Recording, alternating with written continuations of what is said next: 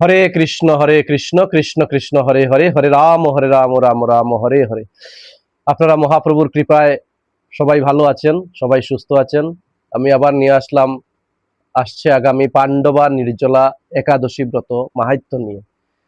তা আগামী একাদশী পড়েছে পিএম বাক্সি ডাইরেক্টরি পঞ্জিকা এবং চৈতন্য মহাপ্রভু গৌরীয় মঠ সংস্থাপনা আমাদের ত্রিদণ্ডীয় গুরু মহারাজ বিষ্ণু গোস্বামী গুরু মহারাজের পঞ্জিকা। সেই পঞ্জিকা অনুযায়ী 25শে জুন 10ই আষাঢ় বৃহস্পতিবার পাণ্ডবা নির্জলা একাদশী। 11 আষাঢ় 26শে জুন শুক্রবার সকাল 5টা 54 মিনিট 34 সেকেন্ড, সকাল 4টা 54 মিনিট 34 সেকেন্ড গতে 9টা 26 মিনিটের ভিতরে পালন করিতে হইবে। তারিখ মনে রাখবেন, এই তারিখ নিয়ে হয়তো অনেক দ্বিধাবোধ হতে পারে। কেউ বলছে 26 তারিখ একাদশী হবে, কিন্তু আমরা পিএম বাক্সি ডাইরেক্টরি পঞ্জিকা এবং চৈতন্য মহাপ্রভু গৌরীয় মঠের যে পঞ্জিকা, সেই পঞ্জিকা অনুযায়ী আগামী 10ই আষাঢ় 25শে জুন বৃহস্পতিবার পাণ্ডবা নির্জলা একাদশী ব্রত এবং পরদিন 11ই আষাঢ় 26শে জুন শুক্রবার সকাল 4টা 54 মিনিট 34 সেকেন্ড গতে 9টা 26 মিনিটের ভিতরে একাদশী ব্রতের পালন করিতে হইবে। এটাই হচ্ছে আমাদের শাস্ত্রীয় সিদ্ধান্ত। এখন 25 তারিখ 26 তারিখ নিয়ে দ্বিধা করে লাভ নেই। আমাদের একদিন একাদশী, 15 দিনে একদিন একাদশী ব্রত করা, এটাই হচ্ছে আমাদের দশমী বিদ্যা হতে হবে না। দশমী বিদ্যা ছেড়ে এবং সেটা যাতে শুদ্ধ একাদশী তৃতীতেই আমরা একাদশী ব্রত পালন করতে পারি, এই আমাদের উদ্দেশ্য হওয়া উচিত। তা চলুন আমরা এই একাদশী আমরা করব। আমরা যে গত একাদশী যেটা গেল, সেই একাদশী সম্বন্ধে অনেক কিছু শুনেছি। অনেক লোক আমাকে একাদশীর আগে ফোন করেছে, খুব ভালো লেগেছে। একজন মাতাজি আমাকে ফোন করে বলেছিলেন যে, ফোন করে কি উনি আমাকে সাক্ষাতেই আমাকে কথা বলেছিলেন। ওই মাতাজি, একজন মাতাজি বললেন যে, দেখুন আমি প্রায়ই আপনার এই রিলস বা ভিডিওগুলো আমি দেখি ইউটিউবে বা ফেসবুকে, বা আপনার সাথে কথা হয়েছিল একদিন। উনি বললেন যে উনি, ওনার স্বামী নেই। তা উনি বললেন যে ওনার স্বামী যখন প্রাপ্ত হয়েছিলেন, মানে ওনার স্বামীর যখন মৃত্যু হয়েছিল, তারপরে যে একাদশী ব্রত করতে হয় উনি করেন নাই। কেউ ওনাকে বলে নাই, ব্রাহ্মণ পণ্ডিত বা কোনো কেউ ওনাকে বলে নাই। অনেক আগে ওনার স্বামী দেহত্যাগ, মানে উনি মৃত্যুবরণ করেছিলেন অনেক আগে, অনেক বছর হয়ে গেছে, প্রায় 25-30 বছর আগে উনি স্বামী দেহত্যাগ করেছেন। কিন্তু ওনার স্বামীর মৃত্যুতেও উনি একাদশী ব্রত করেন নাই। কিন্তু এই রিলস গুলা দেখে এবং গত যে একাদশী গেছে আমাদের পরমা একাদশী, সেই একাদশী আমাদের পুরুষোত্তম মাসে যে একাদশী গুলা গেছে, সেই একাদশীর ভিডিওগুলো উনি দেখার পরে উনার জানি কি হঠাৎ ভগবানের কৃপা হয়ে গেল। উনি আমাকে বললেন যে, প্রভুজি আমি একাদশী ব্রত করব, কিন্তু আমি তো জীবনে কোনোদিন একাদশী ব্রত করি না। এই বৃদ্ধা বয়সে এসেছি আমি, এখন একাদশী আপনার ভিডিওগুলো দেখেছি এবং মাহাত্ম্যগুলা শুনে আমার অনেক কিছু মানে ভালো লেগেছে যে এই একাদশী ব্রত করা একান্ত প্রয়োজন। তাই আমি একাদশী ব্রত করব, কিভাবে করব, কি করলে একাদশী ব্রত করা যায়, সেটা যদি অল্প আমাকে বলেন। তাই আমি বললাম যেভাবে একাদশী ব্রত করা হয় সেইভাবে বললাম। উনি এত মানে কি বলবো, ভগবত কৃপা হয়েছে উনার। উনি একাদশীর দিন রাত্রে উনার বাড়িতে ভগবত পাঠেরও ব্যবস্থা করেছিলেন। তাই উনার বাড়িতে সেই একাদশীর রাত্রে পাঠে যাওয়ার পরে উনি বললেন যে, প্রভুজি আমি আমার স্বামীর মৃত্যুতেও আমি একাদশী ব্রত পালন করি নাই। এই আমার জীবনের প্রথম আমি একাদশী ব্রত পালন করছি। আমি তো জানি না কি করে কি করতে হয়। তা আপনার ভিডিও দেখে দেখে কিছু আমার অবগত হয়েছি, আর আপনি সামনাসামনি এসেছেন। আপনি আমাকে দয়া করে বলুন যে আমি কি করলে একাদশী, আমি আর একাদশী ত্যাগ করব না, আমি প্রত্যেকটা একাদশী করব। আমি মাতাজিকে বললাম যে, মাতাজি এইভাবে আপনি যেভাবে একাদশীর নিয়ম হয় সেই নিয়ম অনুযায়ী আপনি একাদশী গুলো পালন করেন। মাতাজি অনেক প্রসন্ন হয়েছেন এবং সেই মাতাজির সঙ্গে অনেক লোকও ওনার বাড়ির একাদশী পালন করেছিলেন। ঠিক তদ্রূপ আরেকজন প্রভুজি আমাকে ফোন করেছিলেন। প্রভুজি ফোন করে বললেন যে উনারা জীবনে কোনোদিন একাদশী ব্রত পালন করেননি এবং উনারা যে গুরুর আশ্রিত হয়েছেন সেই গুরুদেবেরও ওইখানে এইসব একাদশী, তুলসীর মালা টালা এইসব কিছুই নেই। তা উনি বললেন যে আমরা তো এগুলা পাইনি, আমরা অমুক গুরুর আশ্রিত, কিন্তু আমাদের এখানে তো এগুলা নেই কোনো কিছু। তা আমরা তো জানি যে এটা সনাতন ধর্মের একাদশী, গুরু তো সনাতন ধর্মেরই হতে হবে। তাই উনারা বললেন যে আমরা সপরিবারে একাদশী, এই পুরুষোত্তম মাসের একাদশী ব্রত করতে চাই। কি করলে কি হবে প্রভু, আপনি যদি আমাকে কৃপা করে বলুন। তাই আমি বললাম যেভাবে একাদশী ব্রত করতে হয়, ওনারা একাদশী ব্রত করলেন। ইভেন কি উনি একাদশীর দিন, এই পুরুষোত্তম মাসের একাদশীর দিনে উনি মধ্যাহ্নকালে আমার ভজন কুটিরে আসলেন এবং এখানে এসে অনুকল্প প্রসাদ পেলেন এবং উনি ওনার ঘরের জন্য অনুকল্প প্রসাদও নিয়ে গেলেন এবং বললেন যে প্রভুজি আমি আর একাদশী বন্ধ করব না। অন্য ব্রত আমরা সব ত্যাগ করতে পারি, কিন্তু একাদশী ব্রত আর আমরা বন্ধ করব না, আমরা একাদশী ব্রত করে যাব। তা আসুন আমরাও ব্রতী হই, একাদশী ব্রত যাতে আমরা বন্ধ না করি, আমরা যাতে একাদশী ব্রত করি। তা একাদশী ব্রত আমরা সবাই পালন করব। একাদশী ব্রততে ছোট বড়, ব্রাহ্মণ ক্ষত্রিয় বৈশ্য শূদ্র বৈষ্ণব স্মার্ত নিম্বার্ক এগুলা কোনো সম্প্রদায় নেই। একাদশী হচ্ছে সনাতন ধর্মের, একাদশ হচ্ছে গ্রন্থে লেখা আছে। কে কি বললেন, অনেক লোক একাদশী না কেন করি না তার এক্সপ্লেন করে যে আমরা অমুক বলেছেন, সব দেখেছেন উনি, সব দেখে শুনে উনি বলেছেন যে একাদশী না। সব দেখলে কি হবে? গীতার শ্লোক কি উনি ত্যাগ করতে পারবেন? বেদ কি উনি ছাড়তে পারবেন? পুরাণাদি শাস্ত্র কি উনি ছাড়তে পারবেন? তা এটা হচ্ছে মন গড়া কল্পিত কাহিনী, এটা শাস্ত্র নয়। শাস্ত্র কি বলেছে সেটা প্রমাণ, শাস্ত্র প্রমাণ। অমুক কি বললেন তমুক কি বললেন সেটা প্রমাণ নয়, প্রমাণ হচ্ছে শ্রীকৃষ্ণ দ্বৈপায়নের লেখা গ্রন্থতে যদি একাদশী ব্রতের কথা থাকে তাহলে আমরা করব, যদি ওইখানে না থাকে তাহলে আমরা বন্ধ করে দেব। তা আপনারা দেখে নিন একাদশীর ব্রত শাস্ত্রে লেখা আছে কিনা। হরে কৃষ্ণ। তা চলুন আমরা এই যে আসছে আগামী পাণ্ডবা নির্জলা একাদশী ব্রত, সেটা কি করে করা যায়, সেটা করলে কি লাভ হয়, বা সেটা কে করেছিলেন, কেন সেটার নাম পাণ্ডবা নির্জলা একাদশী হলো, তা আমরা শাস্ত্র থেকে গ্রন্থ থেকে আমরা তা দেখে নেই। হরে কৃষ্ণ। শ্লোক বলছেন শাস্ত্রে, ভবিষ্যত্তর পুরাণ থেকে একটি শ্লোক এসেছে, একাদশ্যায়ন্ত প্রাপ্তায়াং সমুপুচেতঃ মানবা সর্বপাপৈ বিমুক্তং জান্নেতি বিজ্ঞেয় পরাৎ। এটা পদ্মপুরাণে কার্তিক মাহাত্ম্যে যম ধূমকেতু সংবাদে বলা হয়েছিল। এটা পদ্মপুরাণের কার্তিক মাহাত্ম্য যম ধূমকেতুকে বলেছিলেন এই সংবাদটি। এটার অর্থ হচ্ছে একাদশ্যায়াং, শ্লোকটি আমি আবার বলছি, একাদশ্যায়ান্তু প্রাপ্তয়াং সমুপুচেতঃ মানবাঃ সর্বপাপৈ বিমুক্তং ইয়ানেতি বিজ্ঞেয় পরাৎ। মানে অর্থ হচ্ছে এটার, একাদশী ব্রতের দিনে অতি শ্রদ্ধার সহিত হরির কীর্তন, হরি কথা, সমজমতা পালন, মানে সংযমতা পালনের সহিত যদি কেউ একাদশী ব্রত পালন করে, সে সমস্ত পাপের হাত থেকে মুক্ত হয়ে ভগবান বিষ্ণুর পরম পদে গতি প্রাপ্ত হয়। এই ব্রত যদি কেউ শ্রদ্ধা সহিত পালন করে তাহলে সে ভগবান বিষ্ণুর পদপ্রাপ্ত হয়। হরে কৃষ্ণ। তা এখানে বলা হয়েছে জ্যৈষ্ঠ শুক্লপক্ষের নির্জলা একাদশী ব্রত সম্পর্কে ব্রহ্ম বৈবর্ত পুরাণে শ্রী ভীমসেন ব্যাস সংবাদে বর্ণিত আছে। আমরা যদি কে কি বললেন সেটা ইম্পর্টেন্ট নয়, শাস্ত্রে আছে কিনা। অনেক লোক তো বলেন নাই গীতা পাঠের কথা, কিন্তু আমরা যখন মারা যাবো তখন গীতা পাঠই হবে। বিষ্ণু পূজার কথা কি কেউ বলেছেন? কিন্তু আমরা যখন মারা যাবো তখন বিষ্ণু পূজাই করতে হবে। তাই শাস্ত্রে যদি থাকে একাদশীর কথা তাহলে মানতে হবে। কে বললেন যে আমরা একাদশী করা লাগবে না, ও যুক্তা আহার ও বিহারস্য, যুক্তা আহার ও বিহারস্য সেই গীতার শ্লোকের অর্থ একাদশীর সঙ্গে নিলে হবে না, সেটার অর্থ আলাদা, সেটা গীতা থেকে অর্থ বের করতে হবে। হরে কৃষ্ণ। তো যাই হোক, বলছেন যে এই কথা ব্রহ্ম বৈবর্ত, শ্রী শ্রী ব্রহ্ম বৈবর্ত পুরাণে ভীমসেন এবং ব্যাসদেবের আলোচনায় সেই একাদশীর মাহাত্ম্য বর্ণনা করা হয়েছে। এবার মহারাজ যুধিষ্ঠির বললেন, হে জনার্দন, ভগবান শ্রীকৃষ্ণকে বললেন, হে জনার্দন, আপনি অপরা একাদশীর সমস্ত মাহাত্ম্য শ্রবণ করলাম। আমরা অপরা একাদশীর মাহাত্ম্য যে সেটা সমস্ত শ্রবণ করেছি। এখন জ্যৈষ্ঠ শুক্লপক্ষীয় একাদশীর নাম ও মাহাত্ম্য কৃপাপূর্বক আমার কাছে বর্ণনা করুন। শ্রীকৃষ্ণ বললেন, এই একাদশীর কথা মহর্ষি ব্যাসদেব বর্ণনা করলেন, কেননা তিনি সর্বশাস্ত্রের অর্থ ও তত্ত্ব পূর্ণরূপে জানেন। শাস্ত্রের অর্থ তত্ত্ব দুটা জানতে হবে। আমরা তত্ত্ব জানি না, তত্ত্ব না জানি আমরা যা কিছু তা ভুলভাল তত্ত্ব ব্যাখ্যা করি। আমরা তত্ত্বদর্শী হতে হবে, তত্ত্বকে আমরা জানতে হবে।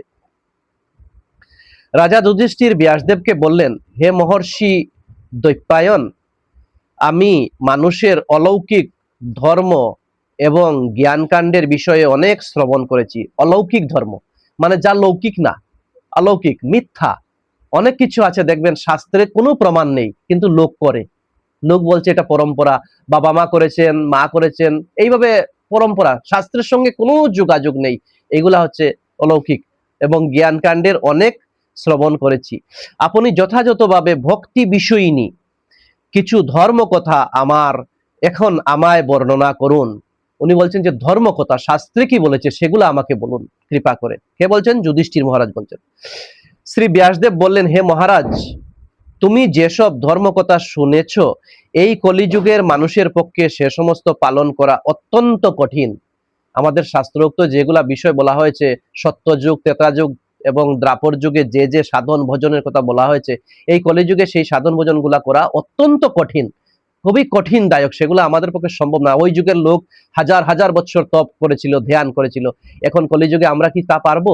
আমরা কলিযুগে অন্নগত প্রাণ, জুনিগত মন, আমরা কি তা পারবো? আমরা তা পারবো না। তাই আমাদের জন্য সহজ ব্যবস্থা। সহজ ব্যবস্থা কি বলছেন?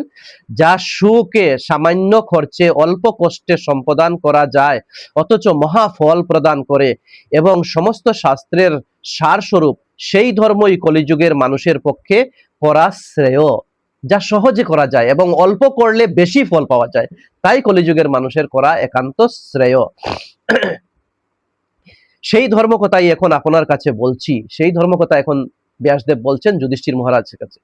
উভয় পক্ষের একাদশীর দিনে ভোজন না করে উপবাস ব্রত করবেন।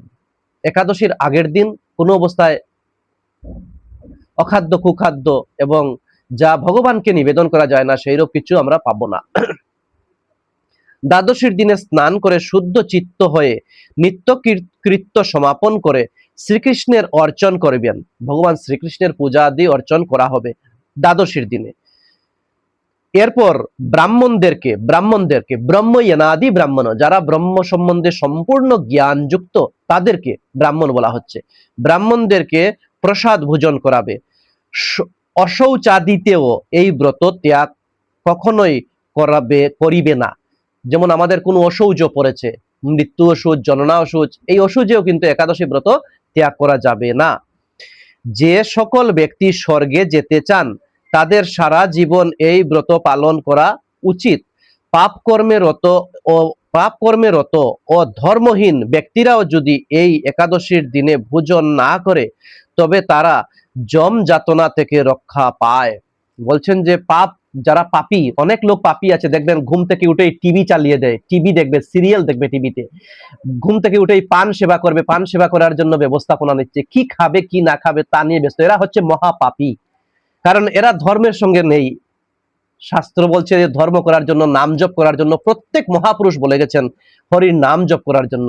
এরা ঘুম থেকে উঠে টিভিতে সিরিয়াল দেখে। বলুন, টিভিতে সিরিয়াল দেখা ইম্পর্টেন্ট না ভগবানের নাম জপ করাও ইম্পর্টেন্ট? আমি টিভিতে যাই দেখি। তা এদের সঙ্গে শাস্ত্র বলছে যে এরা মহাপাপী। এরাও যদি ভুলবশত এই একাদশী ব্রত পালন করে তাহলে তারাও স্বর্গ পেতে পারে। এই একাদশীর এত বড় মাহাত্ম্য। শ্রী ব্যাসদেবের এসব কথা শুনে গদাধর ভীমসেন অশ্বত্থ পাতার ন্যায় কাঁপতে কাঁপতে বলতে লাগলেন। অশ্বত্থ পাতা, বটবৃক্ষের পাতা বেশি কাঁপে, লড়ে বেশি এবং শব্দ হয়, এখান থেকে একটা জোরে জোরে শব্দ হয় বটবৃক্ষের পাতা থেকে। তো ভীমসেন কাঁপতে শুরু করেছেন ব্যাসদেবের এই কথা শুনে, যে সর্বনাশ। ভীমসেন বললেন, হে মহাবুদ্ধি পিতামহ, ভীমসেন বলছেন, হে মহাবুদ্ধি পিতামহ, মাতা কুন্তী, দ্রৌপদী, ভ্রাতা যুধিষ্ঠির, অর্জুন, নকুল ও সহদেব এরা কেউই একাদশীর দিনে ভোজন করে না। একাদশীর দিন দ্রৌপদী, কুন্তী, যুধিষ্ঠির, অর্জুন, নকুল, সহদেব এরাও একাদশী ব্রত করে। আজকে আমরা বলছি যে অমুক বলেছেন একাদশীর দিন যুক্ত আহার বিহারস্য, আর এরা কি জানতেন না এগুলা? তা এই ফালতু কথাগুলা শুনবেন না। শাস্ত্র কি বলছে, শাস্ত্র কি লেখা আছে শাস্ত্র পড়বেন। শাস্ত্র কি বলেছে, অমুক কি বললেন সেটা ইম্পর্টেন্ট না, শাস্ত্র কি বলেছে সেটা দেখবেন। শাস্ত্র যদি থাকে তাহলে আমাদের পালন করা একান্ত কর্তব্য। তা বলছেন যে এরাও একাদশীর দিনে ভোজন করে না, একাদশী পালন করেন এরা। আমাকে অন্ন গ্রহণ করতে নিষেধ করে না, কিন্তু আমাকে অন্ন গ্রহণ করতে নিষেধ করে না, ভীমসেন বলছেন। কেন না? কিন্তু দুঃসহ ক্ষুধার্ত যন্ত্রণার জন্য আমি উপবাস করিতে পারি না। আমার এত ক্ষুধা যন্ত্রণা হয় যে আমি একাদশী করিতে পারি না। কারণ কি? ভীমসেন এরকম কথায় ব্যাসদেব বলতে লাগলেন। ভীমসেনের এই সমস্ত কথা শুনে ব্যাসদেব বললেন, যদি স্বর্গাদি দিব্যধাম লাভের তোমার একান্ত ইচ্ছা থাকে তবে উভয় পক্ষের একাদশীতে ভোজন করিবে না। ভীমসেনকে বলছেন, হে ভীমসেন, যদি স্বর্গ এবং দিব্য ধাম প্রাপ্ত হতে চাও তাহলে তুমি কোনো অবস্থায় একাদশীতে ভোজন করিবে না। উভয় পক্ষের মানে শুক্লপক্ষ এবং কৃষ্ণপক্ষের কোনো একাদশীতে তুমি ভোজন করিবে না।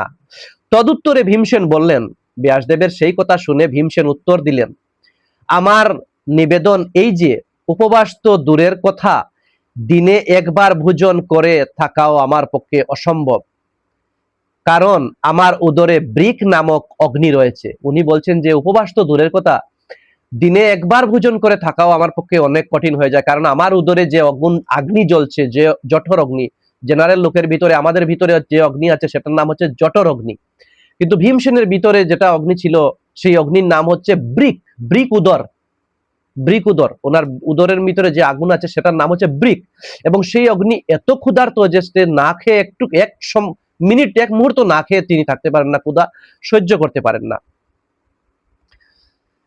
ভোজন না করলে কিছুতেই সে শান্ত হয় না, সে ভোজন না করলে শান্তই হয় না, সে ভোজন করতেই চায়। তাই প্রতিটি একাদশী পালনে আমি একেবারে অপারগ। আমি যে সব একাদশী করব, কি করে করব, আমার এই বৃক উদরকে আমি শান্ত করতে পারছি না। হে মহর্ষি, বছরে একটি মাত্র একাদশী পালন করে যাতে আমি দিব্যধাম লাভ করতে পারি, এরকম কোন একাদশীর কথা আমাকে নিশ্চয় করে বলুন। উনি বলছেন যে এই সমস্ত একাদশী যাতে আমি একটা ব্রত পালন করে সবকিছু আমার লাভ হয়ে যায়, এরকম একটা একাদশীর কথা আপনি আমাকে যথার্থ করে বলুন। তখন ব্যাসদেব বললেন, জ্যৈষ্ঠ মাসের শুক্লপক্ষিয়া একাদশী তিথিতে জল পান পর্যন্ত না করে সম্পূর্ণ উপবাস থাকবে, তবে আচমন নিয়মে দোষ হবে না। ওই দিন অন্নাদি গ্রহণ করিলে ব্রত ভঙ্গ হবে। উনি বলছেন যে জ্যৈষ্ঠ মাসের শুক্লপক্ষের যে একাদশী, এই যে পাণ্ডবা নির্জলা একাদশী যেটা আমাদের সামনে আসছে, সেই একাদশীর দিনে জল পান পর্যন্ত, জল মানে নির্জলা একাদশী যেটা, নির্জলা মানে জল পান করবে না, জল পর্যন্ত পাবে না। এইভাবে যদি তুমি করো তাহলে তোমার একাদশী হয়ে যাবে।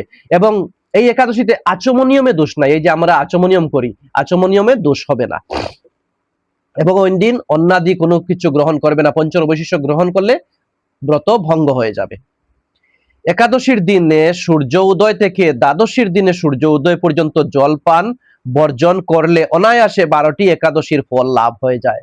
মানে একাদশীর দিন যে সূর্য উদয় হবে সকালে যে সময় থেকে, মানে আগের দিন রাত্রেই আমরা যা ভোজন আদি শেষ করে দন্ত মার্জন করে মুখ ধুয়ে নেব, আর একাদশীর দিন আর জল পর্যন্ত মুখে স্পর্শ করব না। এইভাবে আমরা দ্বাদশীর দিন সূর্য উদয় পর্যন্ত জলপান না করে থাকবো, এটার নাম হচ্ছে নির্জলা একাদশী। বছরে অন্যান্য একাদশী পালনে অজান্তে যদি কখনো ব্রতভঙ্গ হয়ে যায় তাহলে এই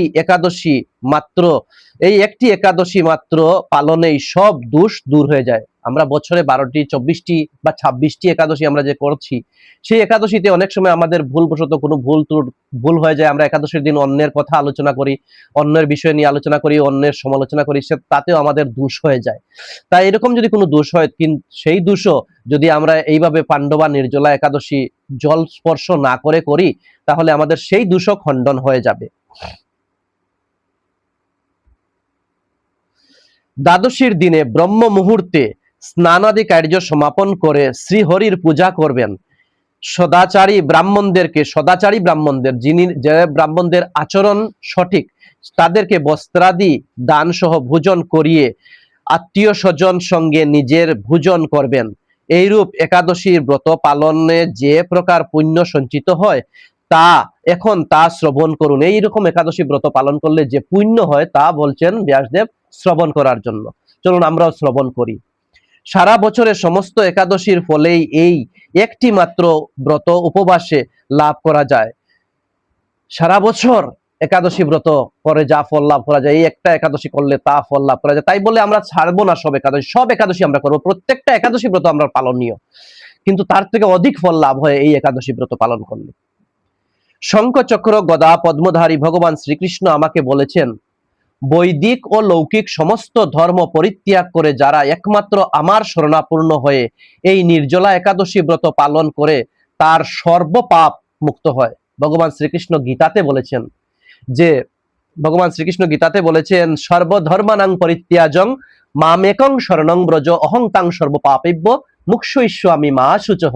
শ্রীমদ্ ভগবত গীতা অষ্টাদশ অধ্যায় শ্লোক নাম্বার ৬৬, 18 নম্বর অধ্যায় ৬৬ নম্বর শ্লোকে ভগবান শ্রীকৃষ্ণ বলেছেন যে সর্বধর্ম, এই যে আমরা বারের ধর্ম করি, অমুক বারে অমুক পূজা, তমুক বারে তমুক পূজা, অমুকের পূজা তমুকের পূজা, এইগুলা সবকিছু ত্যাগ করে যদি আমরা একমাত্র ভগবান শ্রীকৃষ্ণের শরণাপন্ন হয়ে উনার সেবা পূজা করি, তাহলে উনি আমাদের সর্বপাপিব্য, এই ৮৪ লক্ষ জুনি ভ্রমণ করতে গিয়ে আমাদের জন্ম জন্মান্তরের যত পাপ ছিল সর্বপাপ উনি রক্ষা করবেন। আমরা গীতা পড়ি না, সাধু সঙ্গ করি না, আমরা মনে করি অমুকের পূজা করলে আমি বোধহয় কোটিপতি হয়ে যাব, অমুকের পূজা করলে আমি বোধহয় আমার ক্যান্সার রোগ ভালো হয়ে যাবে। এটা কখনোই হবে না, কখনোই হবে না, এটা শুধু স্বপ্ন, স্বপ্নই থেকে যাবে। হরে কৃষ্ণ। তাই বলছেন বিশেষত কলিযুগে ধন সম্পদ দানের মাধ্যমে, সদ্গতি বা স্মার্ত সংস্কারের মাধ্যমে যথার্থ কল্যাণ লাভ হয় না। স্মার্ত সংস্কার, এই যে কর্মকাণ্ড, পূজা পদ্ধতি, এই সেই, অমুক দিন অমুক তিথি অমুক এই সেই, এগুলা হচ্ছে স্মার্তবাদীদের কর্তব্য। এগুলা করলেও কিন্তু কোনো লাভই হবে না। কলিযুগে দ্রব্য শুদ্ধি নেই। কলিযুগে যে আমরা দ্রব্য দিয়ে কাজ করব, পূজা করব, অর্চন করব, যজ্ঞ করব, দ্রব্যতে শুদ্ধি নেই। ঘি দিয়ে আমরা করব, সেই ঘি শুদ্ধ নেই। মধু দিয়ে আমরা অর্চন করব, মধু শুদ্ধ নেই। এই জিনিসগুলা দ্রব্যতে শুদ্ধি নেই, এগুলা হচ্ছে ডুপ্লিকেট। কলিতে শাস্ত্রোক্ত সংস্কারে বিশুদ্ধ হয় না, তাই বৈদিক ধর্ম কখনোই সুসম্পূর্ণ হতে পারে না। হে ভীমসেন, তোমাকে বহু কথা বলার আর প্রয়োজন কি? আমি উভয় পক্ষের একাদশীতে ভোজন, তুমি উভয় পক্ষের একাদশীতে ভোজন করিবে না। উভয় পক্ষ, শুক্লপক্ষ এবং কৃষ্ণপক্ষ, দুপক্ষের একাদশীতে তুমি ভোজন করিবে না। যদি তাতে অবসমর্থ হও, তবে জ্যৈষ্ঠ মাসের শুক্লপক্ষের একাদশীতে অবশ্যই নির্জলা উপবাস করিবে। এই একাদশী ব্রত ধন ধান্য ও পূর্ণ প্রদায়িনী। একাদশী করলে কি হয়? ধন ধান্য দেওয়া হয়। কোথায় লেখা আছে? একাদশীর মাহাত্ম্যতে লেখা আছে। অনেক জায়গায় লেখা আছে কি অমুক পূজা করলে, অমুক ব্রত করলে ধন সম্পত্তি পাওয়া যাবে, একাদশী করলে ধন সম্পত্তি পাওয়া যাবে, লেখা আছে, আপনারা দেখে নেবেন শাস্ত্র গ্রন্থ। যমদূতগণ এই ব্রত পালনকারীকে মৃত্যুর পরও স্পর্শ করতে পারে না। পক্ষান্তরে বিষ্ণুদূতগণ তাকে বিষ্ণুলোকে নিয়ে যায়। এই একাদশী ব্রত পালন করলে যমদূত মৃত্যুর পরে যমলোকে মানে নরকে নিয়ে যেতে পারবে না। যমলোক মানে নরকে নিয়ে যেতে পারবে না। তারাও কি করবে? তারা নিয়ে যেতে পারবে না। বিষ্ণুদূত গুলা আসবে, বিষ্ণু লোক থেকে বিষ্ণুদূতরা আসবে এবং বিষ্ণুদূতরা এসে বিষ্ণুলোকে নিয়ে যাবে। হরে কৃষ্ণ। শ্রী ভীমসেন এই দিন নির্জলা, এই শ্রী ভীমসেন এই দিন থেকে নির্জলা একাদশী পালন করতে থাকায় এই একাদশীর নাম পাণ্ডবা নির্জলা বা ভীমসেন একাদশী নামে প্রসিদ্ধ হয়েছিল। এই নির্জলা একাদশীতে পবিত্র তীর্থে স্থান, দান, জপ, কীর্তন ইত্যাদি যা কিছু মানুষ করে তা অক্ষয় হয়ে যায়। যে ব্যক্তি ভক্তি সহকারে এই একাদশীর মাহাত্ম্য পাঠ বা শ্রবণ করেন, তিনি বৈকুণ্ঠ ধাম প্রাপ্ত হন। হরে কৃষ্ণ। তা এই আমরা শুনলাম পাণ্ডবা নির্জলা বা ভীমসেন একাদশীর মাহাত্ম্য। তাই আপনাদের কাছে আমার অনুরোধ, আপনাদের কাছে করজোরে অনুরোধ যে আপনারা এই মাহাত্ম্য শ্রবণ করে আপনারা পাণ্ডবা নির্জলা একাদশী ব্রত পালন করুন, শুদ্ধভাবে পালন করুন, সঠিকভাবে নিয়ম জেনে পালন করুন।